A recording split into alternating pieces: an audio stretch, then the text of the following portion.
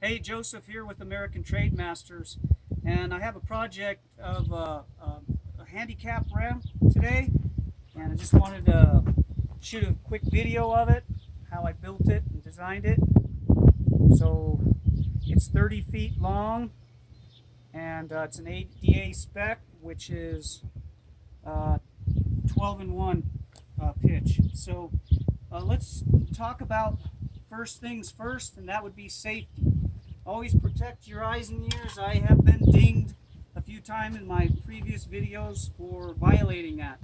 Um, don't be stupid like me and wait until you have tendonitis and then start protecting your ears. Safety first, protect those eyes and ears always. And then these are some of the tools I used. 10-inch portable table saw and a miter saw. This is a 10-inch, this is a 10-inch. A 12-inch would have worked better. I got a router because I fabricated my own handrail and designed it, and I got a pin nailer here. This is just for holding parts and stuff because I tend to work a lot alone, so I've developed techniques so that I could do it by myself. We got some staple guns here. I have a little pneumatic staple gun. This is going to be for the ending of putting the carpet on the deck. We're going to use 1/2-inch staples because we don't want them to loosen up. Some of the fasteners I've used, everything was number 10 and rated for the treated lumber because I wanted everything to be treated lumber. So make sure your screws are rated for that, or they will corrode. And so let's go back and look at this handrail real quick since we're here. Basically, all I did was I made a 2x6, and I rounded the top of it, and then I sandwiched on a 2.5-inch piece like this that tied to my posts.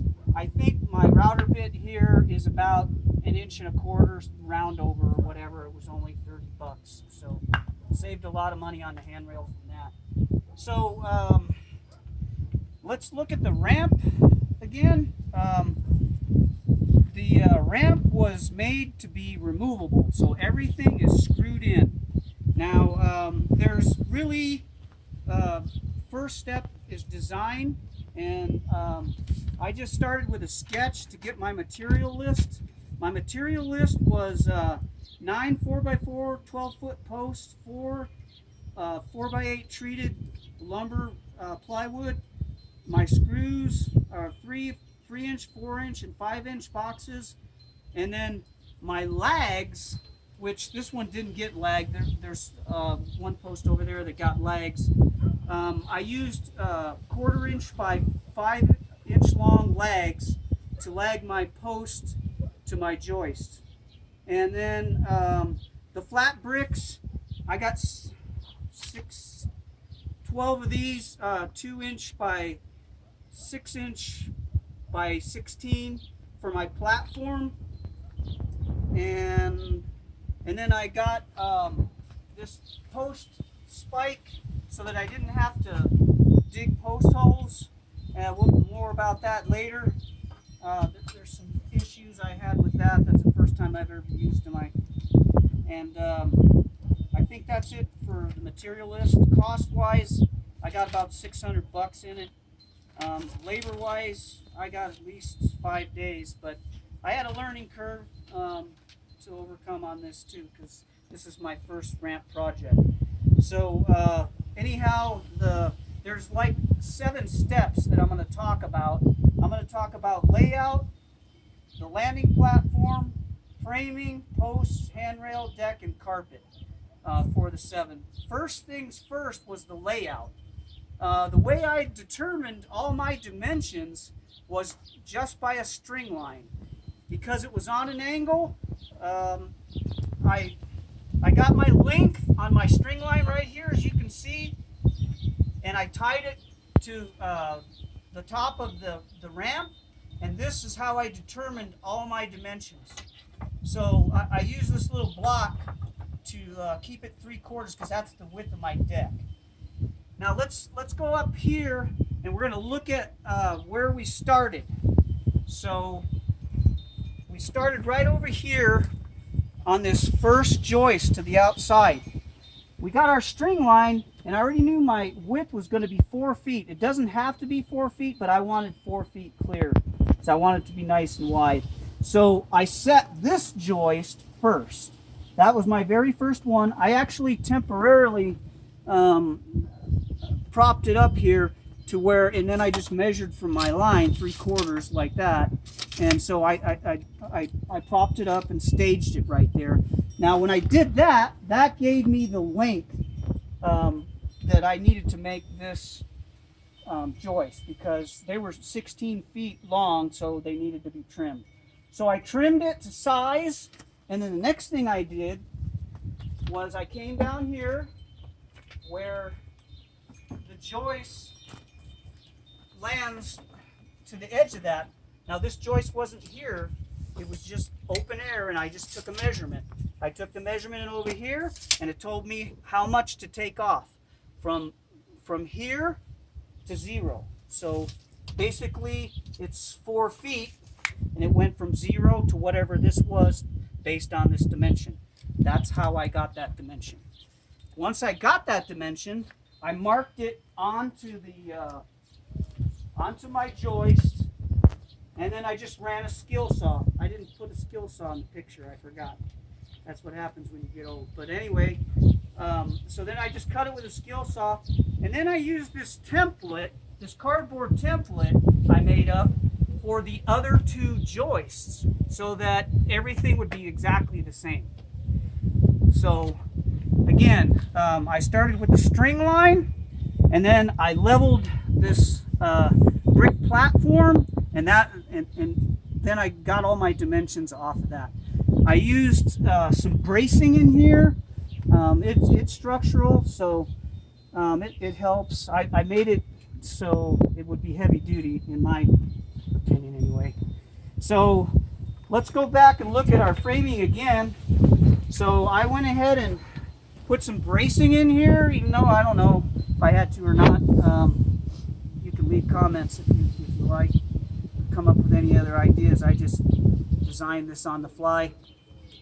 And so used number 10 screws there. Put some support. I put just some flat bricks down for support. Like I said, it's free floating, and it's designed to be taken down in case they don't need it anymore, or they move or whatever. So the next thing is the posts. How did I do the posts? Well, I started with this post. Once I had all my framing in, then I started with this post. And again, I used my string line. So once I had this post, I actually cut it longer. I got my height on my handrail. Now, ADA specs out 34 to 38 inches on the handrail. We're sitting at 36, which I thought was a good medium trade-off. And anyway, so I set this post, and I set the post at the top of the ramp, and I put my string line. That determined all my heights of all my posts. Also, on my handrail, you can see there's these little clips. This is what I used to temporarily hold my railing up underneath here. Once I put my blocking here, and then I put this on here, then I could just throw the handrail on there, didn't have to hold it, and then I just screw it in. So that's what I used for that. More on the posts. So on my posts, because I wanted it to be removable, I used this 24-inch post spike. I never used these before. They do have downsides. I like to use a longer 4x4 because you can level it as you're pounding it in. But when you pound it in, it kind of twists. And what happens when it twists is it can create unevenness right here, and then you have to shim it. Now on shimming, so there's enough room right here for shims for leveling, which is good because you can level your post plumb and level, and then add shims in here, and then you bolt it down. Make sure if you use these that you make sure your bolts are turned out, because you will have to tighten them, especially if you're using treated lumber, because it will shrink and you'll have to tighten it. I was very disappointed in the lumber. Just doesn't seem like you can get good lumber. Anyhow, enough on that. So the posts. I think we covered everything about the posts, and we discussed the handrail. Now the deck. We'll go up here to the top and show you the decking. So I went with a 3/4 inch thick deck. We didn't put it on yet so that you could see the skeleton, the framing, you know, and all our supports. On support, your post can't be it's a maximum 6 feet, so you can't go over 6 feet. So mine are all 6 feet, and so are the supports. Now the deck we're going with is a treated 3/4 inch deck, and then I got my carpet going on. We're just using an outdoor carpet, and then you just take your width times your length, and then that's your square footage to order your carpet. As far as the decking, we'll be screwing in 8 to 10 inches, every 8 to 10 inches with a number 10 by 2 inch screw. And then also wherever the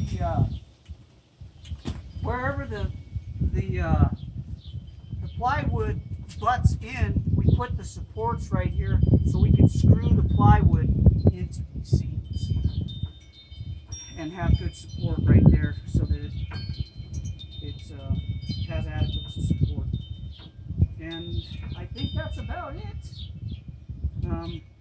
Appreciate your comments, and thanks for watching.